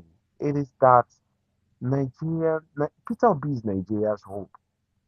Peter Obi is Nigeria's future. Peter Obi is the ideal identity of what Nigerians and the good Nigerians want, in our political space. And so the influence is so much. I read about a man, I don't know if somebody had talked about it earlier on, but I read about a young man who was going to the embassy in the UK, I suppose. And, he had a friend inside the embassy who he could call and then allow him to skip the line. But he said he remembered Peter Obi, and then he asked himself that what would Peter Obi do in this same situation? And instead of calling the person inside to help him jump the queue, he decided to stay on the queue and wait for his turn. This is how leadership, this is how credibility, a credible leader, influence the followership. This is how we can change the Nigerian narrative, not by having a drug lord lead us in a whole nation, not by having a, a, a, a thug-oriented party, not by having a bloodthirsty kind of party and people leading us in Nigeria. I mean, we cannot talk about this and then just um, shy away from the fact that APC, APC as a party is a disgrace to this country. My name is Ifeoluwadi Salakon. I'm saying it on this space. If they are here, they should hear me. APC is a disgrace to Nigeria because I don't understand why a party would openly unleash men, unleash, unleash terror on people in broad daylight, all because they want to retain power and and their followers are happy. I mean, people have lost their children today because APC wants to retain power. People have lost, their health status. People have lost legs. I mean, different parts of their bodies. Some people are still in the hospital today. From my a Peter Obi stand openly against. When I woke up this morning and I heard the audio recording, and I was just devastated. The first thing that got me really worried was Kenneth Okonkwo's response to it. But I know that we are beyond that right now. And of course, I also want to appreciate everybody who's been part of, getting us on the right path and then retaining the right narrative of what the Labour Party and most importantly, what Peter Obi stands for. Nigeria needs honest, honest leaders. I can it Sorry to cannot be interrupt you, Mr. overemphasized. Salako, but please round up in 30 seconds, please, so others can also speak. Yeah. Okay, all right. So of course, I can go on and on about Peter Obi, but I was just saying that Nigeria needs honest leaders and leaders without corrupt and backgrounds. So please and please and please, we cannot stop promoting and telling everybody how much we need Peter Obi at the ends of the affairs of the Federal Republic of Nigeria. Thank you very much for the time. God bless you. I yield the mic. Thank you so, thank you so much. Wow. Okay, let's just go straight to the next speaker. Night Agent, good evening. Hold on, Night Agent, before you go. Ma 63, let me try you again. I know you've been here for a while. Let's see if your audio is better. Can you hear me, Ma 63? Yes, I can hear you Okay, now. better. I can hear you now. Go ahead, please. You have the floor. Yeah. Good morning, everybody. Good morning to you, Kibati. Thank you for the space. Honestly, I've been waiting. Like, I've been waiting so much for this kind of topic to be shared. Like, personally, I won't call it as in, I won't just say that is a way Peter Obi influenced my life. Personally, I will call it a testimony. But before then, I want to remind us what Peter Obi said. He said that the structure we are trying to dismantle is a structure of criminality that has existed for years. So it's not going to be an easy stuff. It's not going to be something you would do overnight. So a lot of work has to be done. And all these, their tantrums, they are throwing, all these propagandas they are bringing up, they are all expected. We are not surprised. We are not in shock, But then, straight to my testimony, a lot has been said. I've been on this space for a long time. I've heard a lot of people say a lot of things. But right now, I just want to submit my own testimony. I have worked with so many religious leaders, so many. But the fact is that I have never worked with any of the religious leaders that taught me directly what P2B has taught me indirectly. What am I trying to say?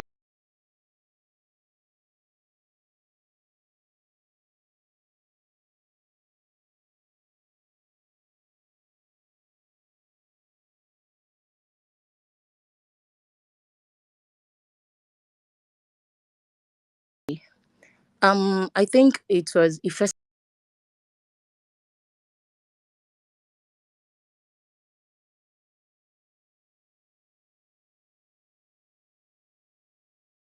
to jump the queue. I'll tell myself, no, you must do the right thing. So what am I trying to say? P2B has taught me that above every other thing, doing the right thing should be the priority in our lives. Doing the right thing should be the first thing we'll think about before any other thing. That's just what I want to say. Thank you very much. I submit my mic. Thank you so much. Thank you. All right, the night agents, over to you now. Thank you, Kilobat. Thanks to everyone. Let me just give an appreciation, overall appreciation to all obedience. For me personally, I've been a sleeper in politics. I've just been waiting for the right person to stir up my emotions and stir up my zeal and love for my country to support the right person. And then Peter Obi came about, and yeah, it has been nonstop for me. I started following politics back to back and trying to do the best I can do.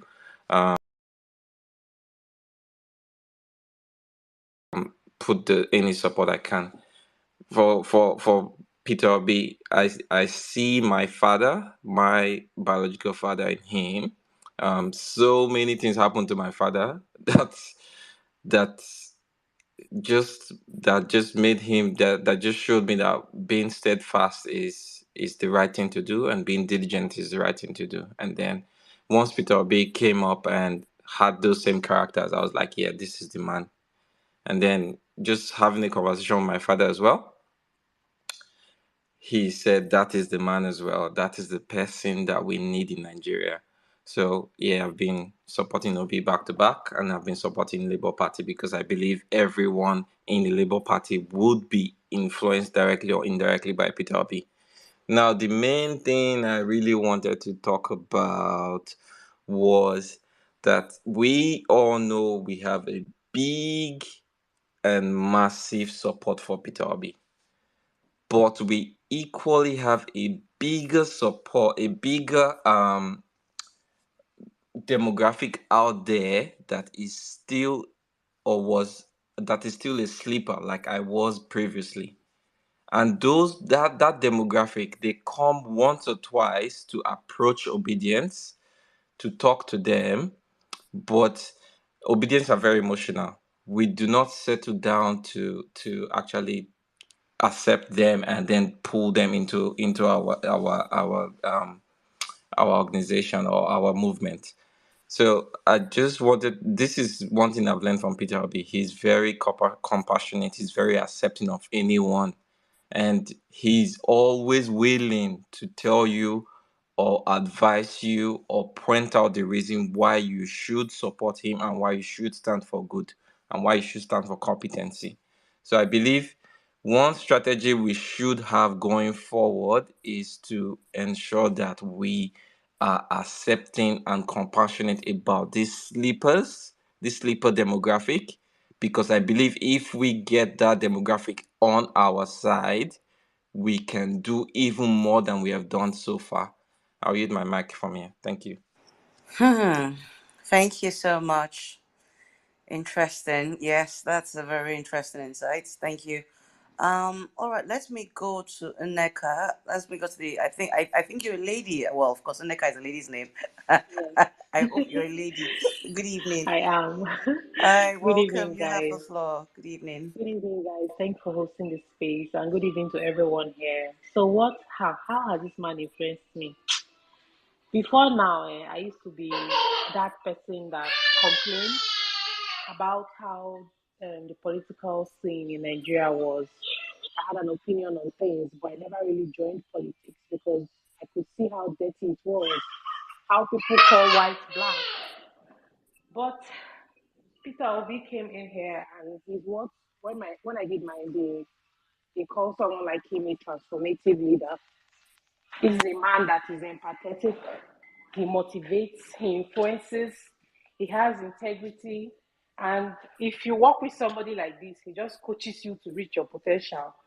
This man ignited action in my activism. I used to just be a talker, but he made me see that one person can actually spark change. And it has just made me focus my attention on doing things to actually see change in the kind of leadership that I want. Another thing that he influenced me with is his strategic mind. Peter Obi is not somebody that just does things. I think we've come to see how everything that's played out over time has had some strategy behind it. When people expect him to zig, he just zags. I mean, look at the petition he submitted and put together, right? So finally, another thing that really impressed me is outspoken he has been about his uprightness. And I think I don't know if you guys saw his old accounts that somebody posted. The consistency, somebody that had just been true, his track record, no change. Like he was never political from day one. He's just that kind of person. So it really motivated me to start now. I'm from Imo State, and I'm sure every other obedient knows the kind of problem that we Imo people are facing, the problem that is ahead of us in November. So that man motivated me to actually start doing something about it. And I don't know, I can't even start speaking about all the ways this man motivated me. When Peter Obi tweets, when I see a signed tweet by this guy, if I'm feeling down, the way my spirit just gets up, he spurs me to action. So I can only just pray that we can get this leader. And I know we will get this man to be our president, somebody we can be proud of. I left Nigeria not because I wanted to, but because I wanted opportunities for my unborn children. And I have left, but I still love Nigeria. And it's like I'm in an abusive relationship where you hate everything about this country, but you don't have a choice. You still love the country. People tell me, I've met some Nigerians that just say, why won't you just remove your mind? Forget it and just move on. How do you forget where you're from and just move on? Like where you spent your formative years. I want my son to be able to say he's Nigerian with pride. I want him to be able to come home to Nigeria if he wants to. Let him have that option. Let Nigeria not be a place we run from. Let us be like all these places we go to that they just go on trips or decide to move somewhere and work. Let Nigeria be a destination where people move to seek greener pastures as well. Let's just have pride. You don't know how painful, I'm sure people here know how painful it is when you read certain things about Nigeria. It just hurts. I get so emotional when I speak about these things. So I'm going to just end my submission here. Thank you for giving me the opportunity to speak. Thank you, Neka. Yes, we can relate. We know how it feels. Thank you so much. Let's go to Gabriel now. Gabriel, good evening. Good evening. Thank you so much for the opportunity to be here once again. Um, I want to make a few points, a few remarks.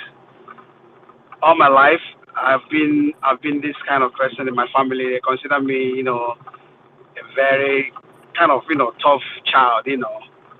But for the first time in my life, I actually cried. Cried like I hardly cry. So I was driving from work.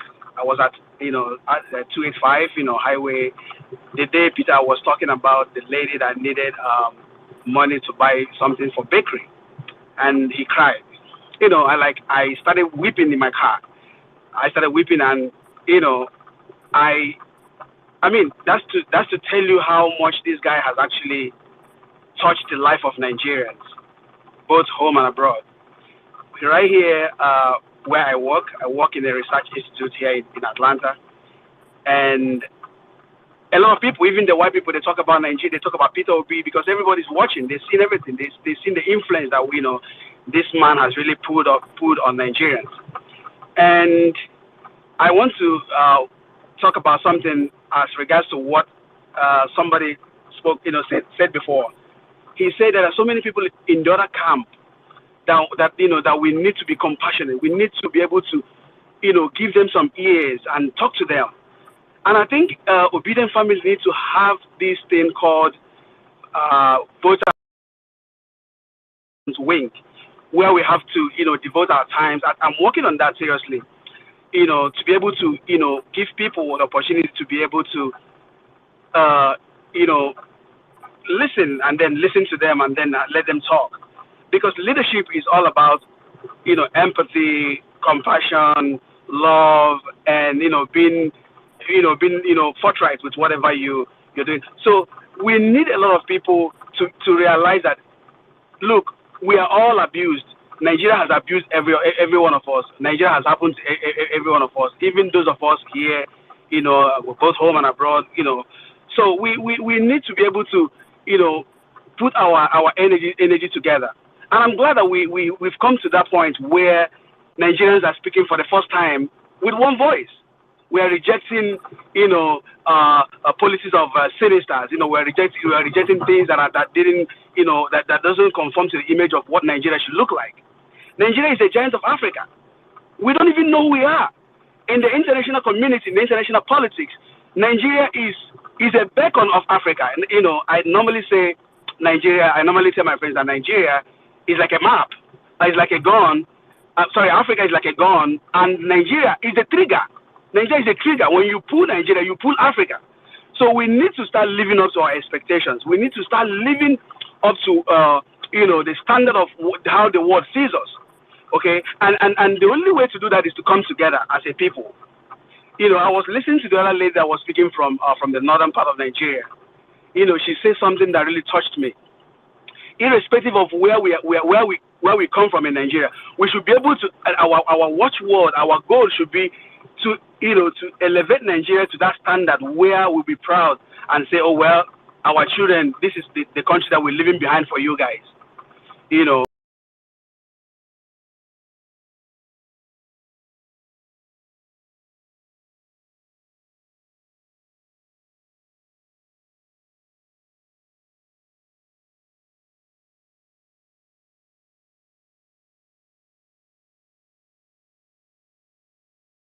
All of us were abused. Nigeria has abused all of us. So most nook and cranny of every part of Nigeria, even the ones that are campaigning on the other camp, they know the truth.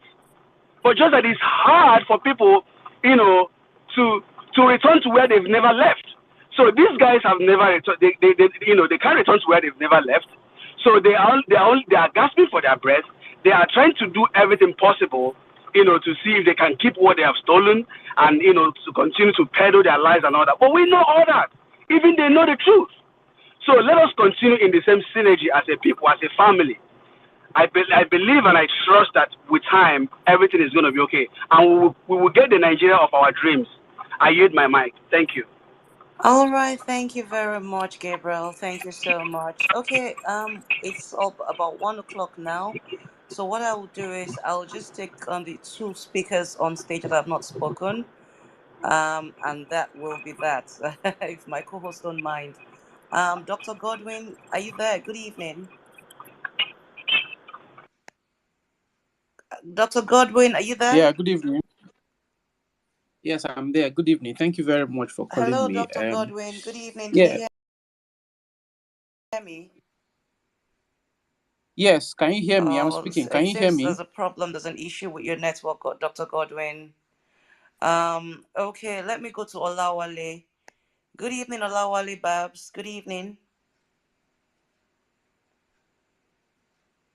Good evening, Olawale Babs. Are you there? Okay, it seems my speakers want to go sleep. Okay, Hello, can can you hear others me? hear me? Can others on the space hear me? Let me be sure you guys can actually hear me. Chuka, good evening. Are you there? Yeah, I can hear you. Okay, I think so Chuka okay, is so I'm trying to speak. audible. All right, Chuka. I Oh, think Chuka is Olawale is speaking. All right, Chuka, hold on. Olawale, good evening. I think I mute myself, so I'm so Okay, you sorry know what? about that. Just make your submission in 1 minute, 30 seconds, because we need to wrap up the space. Good evening. You have the floor. Okay, Yeah, go ahead. Good okay. morning. Sorry. Yeah, thank you, thank you everyone for joining the space. It's been a battle well fought. I just want to thank everyone for what we have done so far. We started as four people treating in a room. And at the end of the day, we were able to, gather up to 6 million votes. That is incredible. What we have achieved in that, that duration of time is incredible. So I just want to, praise everyone, your effort, everything everyone has put into this movement. So we can't just, back down right now. There's going to be a lot of propaganda coming in. In fact, between this within the last 2 days, it's been hell for me also, but we're gonna keep hold ourselves to to them. We're not gonna give up. So I just want to say thank you to everyone. Thank you, all obedience. Thank you so much. Heed the mic now. Thank you so much. Thank you, Olawale. Thank you. Wow. Hello, can you hear me? Wow. What a space. This space had me so emotional. I think we started at 7 p.m. and it's 1 a.m. now, Can you Nigerian hear me time. now? And boy, oh boy, I've learned so much, man. It's been very interesting to hear directly from the Am I horse's not mouth. audible I mean, from the now? mouth of obedience, on the lips of obedience, and how this entire movement, this man, Peter Obi, has. Well, I don't know about others, but for me, he has changed my life. I have never been this interested in politics. I mean, anyone that knows me knows that I love to. Please don't come at me, please. Uh, oh, sorry. Okay. Please mute your Can you mic. hear me now? Everyone Am that I knows me knows audible? that I like. I mean, you know my interests. Before the season, my interests have been sports. I'm always talking about football, Formula One. I love to travel. I like to enjoy life. That's what I like to do. I don't like stress. In fact, I'm known to be chronically allergic to stress. But and I have all my life deliberately. Well, occasionally, I get interested in politics. In fact, I have a lot of friends in the APC, and well, because of the rots in the Nigerian system, I deliberately tune off politics. I've done that for years. But the person that's got me interested, I mean disinterested in politics, is this man, Peter Obi. And you see his influence on my life will forever remain. I mean, will be there forever. And interestingly, you guys are not going to believe this, but let me just make a confession. The person that told me about Peter Obi, that actually alerted me to Peter Obi, is an Agbado person. Not only an APC person, this person is one of the most, in fact, one of the most, I mean, the foremost APC people, one of the most chronic, someone I know for years. How did I find out about Peter Obi? I think it was early 20. No, I don't know about the man Peter Obi, but I'm talking of, alerting me to him and making me passionate about him. I think it was early 20, sometime in 2021. I was invited by. I have a lot of friends, APC, PDP, many young people, in different fairs in those parties, and they were holding a retreat one day. So my APC friend, this guy, and his friends, were holding a retreat with some people. They called it I forgot I still have the flyer. I'll find the flyer of that retreat somewhere. It was a barbecue, mix and chill with young Nigerians, to discuss politics. APC guys were there, PDP guys were there, and well, I can't remember if there were any neutrals, So out of curiosity, I went for this outing, and over barbecue and everything. I mean, I'm extremely vocal. I'm very blunt, very passionate. We had this debate, this political debate, and it was very interesting. This is APC. So we're not talking about personalities. We're talking about the 2023 election and potential candidates. And guess what, guys? It was this APC guy that started talking about Peter Obi.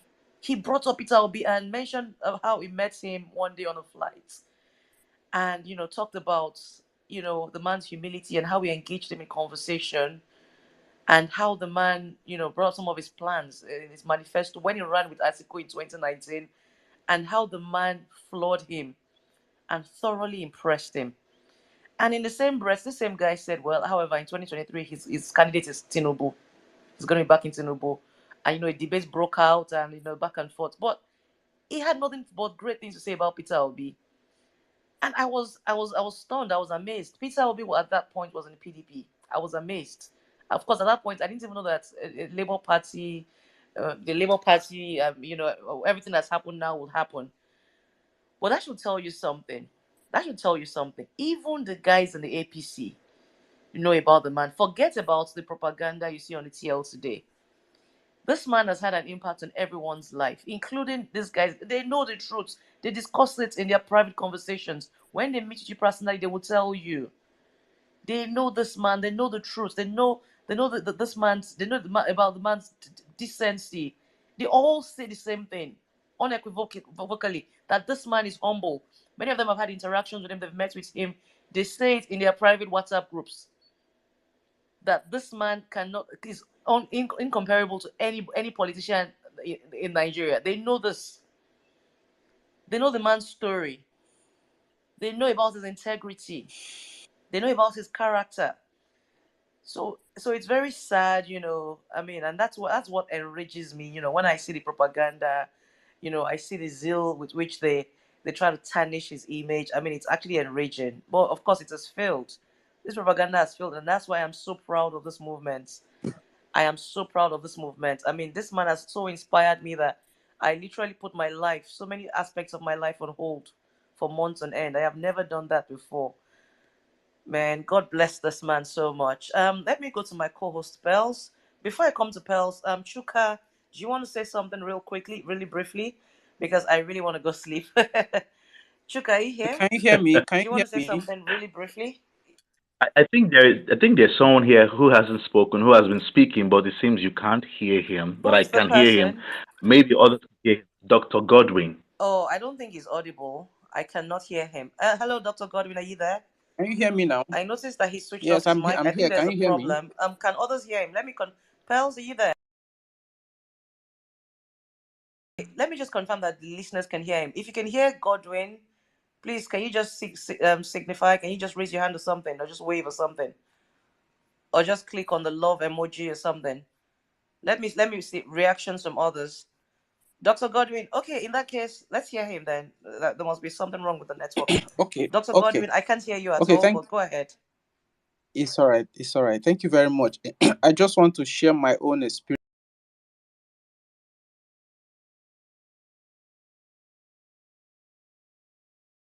on how P2B has actually influenced me. I am. I know then when he was governor of Anambra,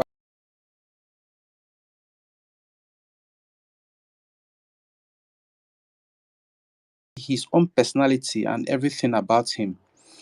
And it got me thinking, and I went to a moment of a deep sober reflection. Most times when you go and reflect about your own life, it's can yield some positive fruits, So I also monitored him, and I saw the way I met him on a couple of occasions. And I saw how, despite all he has and despite all he does, he doesn't fail to go to church every morning. He doesn't fail to go to church every morning. And that's one thing. I was looking at this man. Even myself, who is still struggling and trying to meet up my own, I'm not so keen about my own, that aspect of me, but he's taking it very serious, and he doesn't blow his own trumpet. You see, I learned patience and tolerance from him. I learned prudence from him, and above all, like I said, how to put God first in anything you are doing. You see, when you put God first in anything you are doing, even if they come and raise propaganda, people are fighting you, they will fight, fight, fight. And at the end, they will be fighting themselves. That's why when this obedient movement, when this whole thing started, I know that they will fight him, but I know that definitely things will work for his own good. And that is how everything has been happening since then. You see? So I want to encourage us, and I want to, for those whose minds are shaking, somebody like me who have followed Peter Obi from when he was governor, I have a strong belief that this movement is going to be different.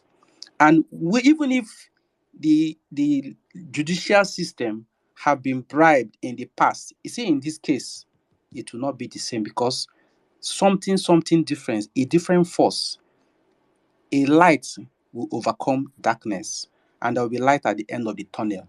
Thank you very much.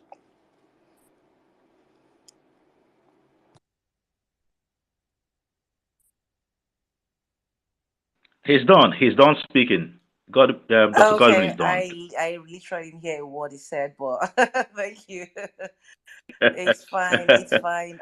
All right. Thank you so much. Chuka, do you want to say something really briefly? Okay. Once again, good morning, good afternoon, and good evening, wherever you are. I'll just list the values and virtues that we've been talking about: compassion, courage, competence, capacity, integrity, intelligence, humility, kindness, apathy, and many more. But the most important is love. These virtues and values are embodied by Peter Obi himself. This is exactly who he is, and I believe strongly that he has awakened the same values in us. But beyond that, there are a lot of smaller Peter B's around us in Nigeria. Some are not even in Nigeria, but there are a lot of Nigerians who are also just like Peter B in their own way. They may not be exactly like him, but they carry the same virtues and values. Totally. They may not have as much wealth or fame or popularity or achievements as he has. So this is just the beginning.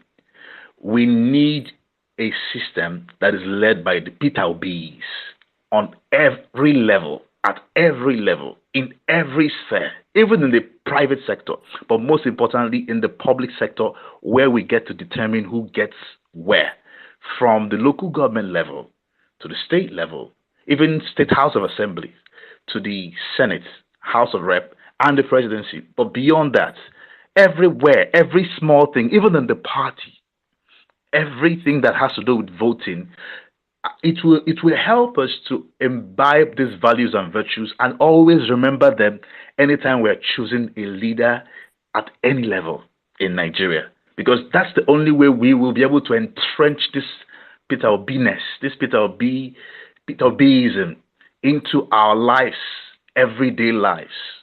Reflect it in everything we do. Because we talk about corruption all the time, but corruption is not the only thing that is our problem. This country has a problem we call corruption as a face, but it's standing on two legs. Those two legs are impunity and mediocrity. Now, the reason why we have a fight today is because those two legs are the legs that a lot of people have risen on. A lot of people are standing on that. Generations are standing on that. Like people have sustained their lives and their success and their achievements on those two legs. And you want to remove those two legs. What do you expect? Because these two legs will resist you if you're not like them. They will fight you if you're not like them. In fact, they will eat you. Like they will kill you and eat you. Those two legs. Those two legs are the reasons why people died at Lucky Tollgate. Those two legs are the reasons why people die every day on the roads out of negligence. Those two legs are the reasons why people die in the hospitals. Those two legs are the reasons why people don't have education in Nigeria. Most Nigerians are not well educated. Forget about we have schools, but we don't really go to school because we want to get trained. Sorry, to get enlightened. We go to school because we want to be able to get a job. So we haven't even started. But this is going to take us there. So we are trying to remove those two legs. And the only way we can successfully remove it and make sure it doesn't come back again is that we uphold these values and virtues that we admire in Mr. Peter Obi. Thank you. Thank you so much, Chuka. Thank you. And thanks to everyone who's spoken tonight.